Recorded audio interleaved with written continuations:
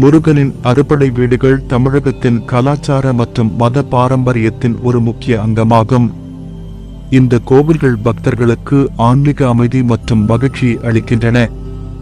முருகனின் அறுபடை வீடுகளில் முதலாவது திருப்பரங்குன்றம் ஆகும். முருகன் சூரபத்மனை வதம் செய்த பிறகு இந்திரன் தன் மகள் தெய்வானையை முருகனுக்கு மணமுடித்து வைத்த தலம் இது.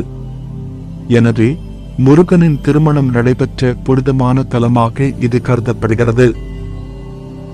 இங்கு முருகன் தெய்வானையுடன் மணக்கோலத்தில் அமர்ந்த நிலையில் காட்சி தருகிறார். இது திருப்பரங்குன்றத்தின் சிறப்புகளில் ஒன்றாகும். இத்தலத்தில் மலை வடிவில் சிவபெருமான் அருள் புரிகிறார். சிவனின் பெயரால் இத்தலம் திருப்பரங்குன்றம் எனப்படுகிறது. திருப்பரங்குன்றத்தின் சிறப்பு: திருப்பரங்குன்றத்தில் முருகனை வழிபடுவது வீடு பேறு தரும் என்பது ஐதீகம். இங்குள்ள தீர்த்தம் மற்றும் மருத்துவ குணம் கொண்ட மூலிகைகள் ஆரோக்கியத்தை தருவதாக நம்பப்படுகிறது. திருப்பரங்குன்றம் மிகவும் பழமையான கோவில் என்பதால் இங்கு பக்தி மிகுந்த சூழல் நிலவுகிறது.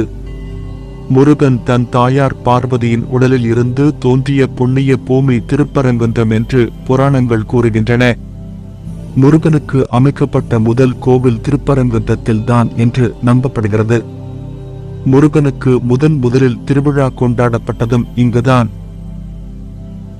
இக்கோவில் மிகவும் பழமையானது மற்றும் கற்பாறைகளின் மீது அமைந்துள்ளது. இங்குள்ள முருகன் சிலை மிகவும் அழகானது மற்றும் பிரமாண்டமானது. தமிழகத்தில் மட்டுமின்றி இந்தியா முழுவதிலிருந்தும் பக்தர்கள் இங்கு வருகின்றனர். கார்த்திகை தீபத்தின் போது இங்கு சிறப்பு பூஜைகள் நடைபெறுகின்றன.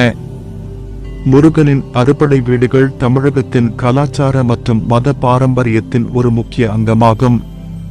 இந்த கோவில்கள் பக்தர்களுக்கு ஆன்மீக அமைதி மற்றும் மகிழ்ச்சி அளிக்கின்றன.